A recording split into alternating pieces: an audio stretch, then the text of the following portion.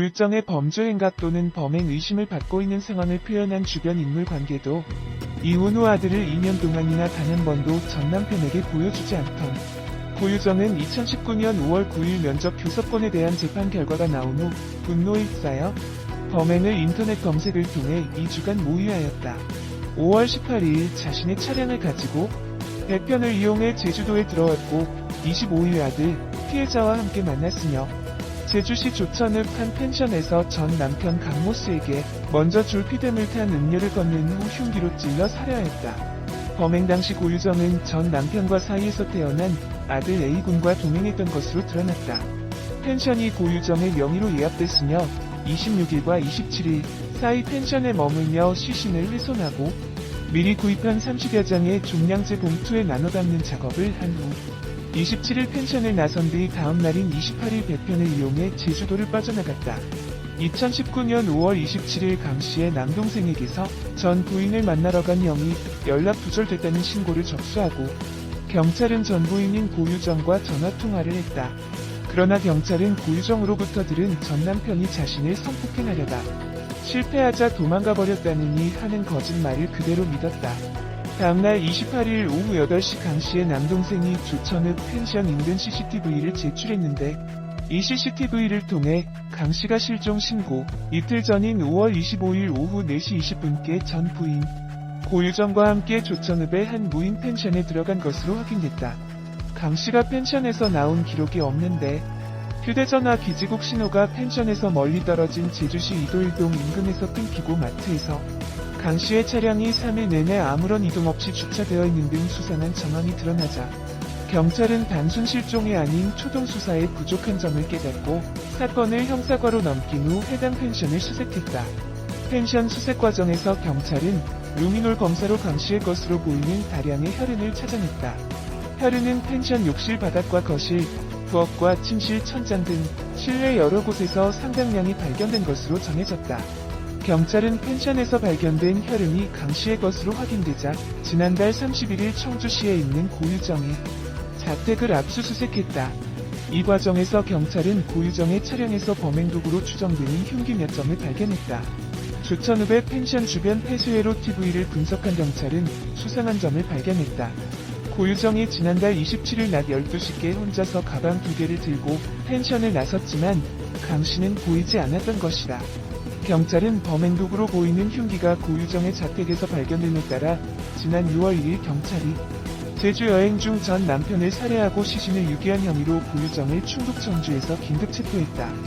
사건을 수사 중인 제주 동부경찰서는 피의자가 남편을 죽였다고 시인했지만 구체적인 진술은 거부하고 있다며 확보한 증거 등을 토대로 자세한 사건 경위를 수사할 예정이라고 6월 2일 밝혔다. 경찰은 고유정이 관련 혐의를 인정함에 따라 구속영장을 신청하였으며 6월 4일 구속영장이 발부되었다. 제주지방법원 신병직 영장전담 부장판사는 증거인멸 및 도주의 우려가 있다며 영장 발부 사유를 밝혔다. 제주 동부경찰서에 따르면 고유정은 전 남편의 성폭행 시도를 칼로 저지했으며 당일 밤 펜션에 나왔다고 일관되게 진술하고 있으나 고유정의 차량에서 발견된 강씨의 혈흔이 묻은 이불 조각을 분석한 결과 졸피뎀 성분이 나왔고 경찰은 진술의 신빙성을 낮다고 판단하고 있다고 한다. 졸피뎀은 수면제인데 수면제를 자기가 먹고서 성폭행을 시도했다는 게 말이 안 되므로 오히려 고유정이 전 남편을 죽이기 위해 수면제를 먹인 것으로 판단하고 있다. 사건은 2019년 5월 25일 발생하고 며칠 가지 않아 시신이 유기되었으나 한 달 가까이 되도록 발견이 되지 않고 있다. 현재까지 피해자가 피해자 시신 유기 장소로 얘기한 곳은 2곳이고 수사를 통해 추가로 한 곳이 확인됐다. 도내는 아니라고 말했다. 경찰은 제주항 완도항 여객선 항로, 피해자 아버지 소유의 경기도 김포시 주거지 인근 등 3곳을 중심으로 시신 수색을 하였다.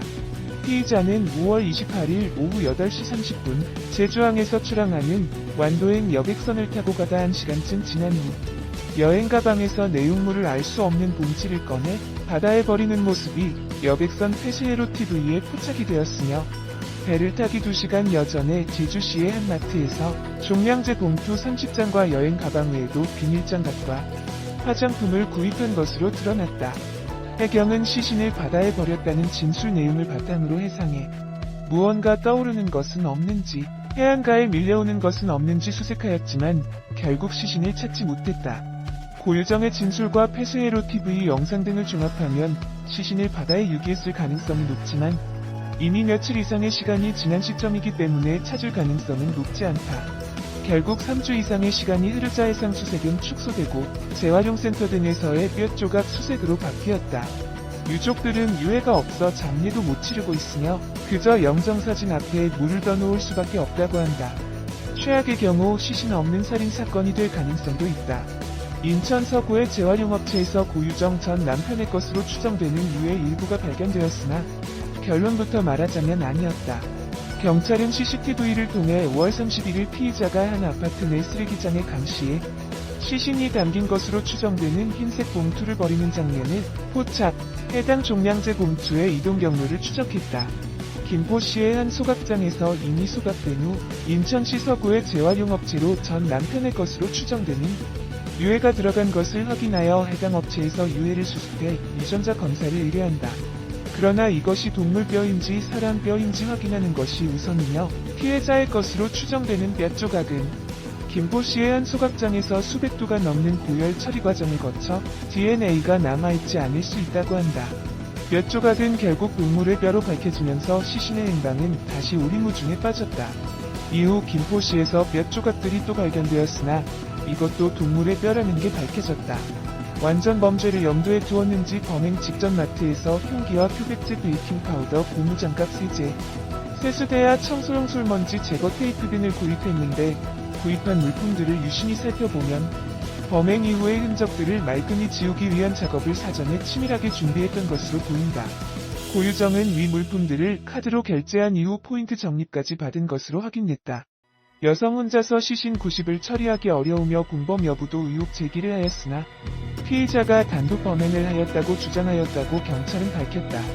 공범 여부와 범행 동기에 대해 피의자는 아무런 대답을 하지 않았다. 다만 범행 전에 휴대전화와 PC에서 살인과 니코틴 치사량 등의 살해 계획 관련 검색어를 많이 검색하였고 범행 전 미리 흉기를 준비한 것으로 보아 기획 살인 가능성이 높다고 밝혔다. 더군다나 피해자의 신체는 키 180cm, 몸무게 80kg의 건장한 체격인 반면 피해자의 신체는 키 160cm, 몸무게 50kg가량으로 독극물을 사용하여 피해자를 무력화한 후 흉기로 찔러 살해한 것으로 추정이 되었으나 피해자의 혈흔을 검사한 결과 독극물은 검출되지 않았다. 하지만 다시 국과수에 의뢰하여 2차 검사를 한 결과 전 남편의 혈흔에서 수면제 성분인 졸피뎀이 검출되었다. 한마디로 여전히 우발적 동기를 주장하는 고유정의 주장을 무력화하는 물적 증거가 발견된 셈. 고유정은 범행 동기에 대해 입을 다물고 있었으나 10일자 언론에 따르면 전 남편이 성폭행하려 해 수박을 썰다가 흉기로 방어했다고 주장하고 있는 것으로 알려졌다. 10일 이 와중에 태연이 범행 도구를 사면서 마트 포인트를 적립하고 필요 없어서 안 쓴 표백제를 환불까지 받는 경악스러운 행태를 보여주었다. 전문가들도 보통은 아닌 사람이라며 경악할 따름. 한편 친아들은 범행 시각에 펜션 내 다른 장소에서 게임을 하고 있었다고 한다. 전문가들의 견해로는 고유정의 내재된 성격이 경계선 성격 장애로 추정하고 있다. 마트에 범행에 사용한 물건을 환불한 행위는 경계성 성격 장애가 살인을 저지르는 충동적이고 격한 행동 뒤에 침착하게 일상적 행동이 가능함을 보여주는 한 예로 들고 있다. 이 경계성 성격 장애는 고유정의 양육 과정에서 부모의 부적절한 양육 태도가 큰 영향을 주었을 것으로 전문가들은 보고 있다.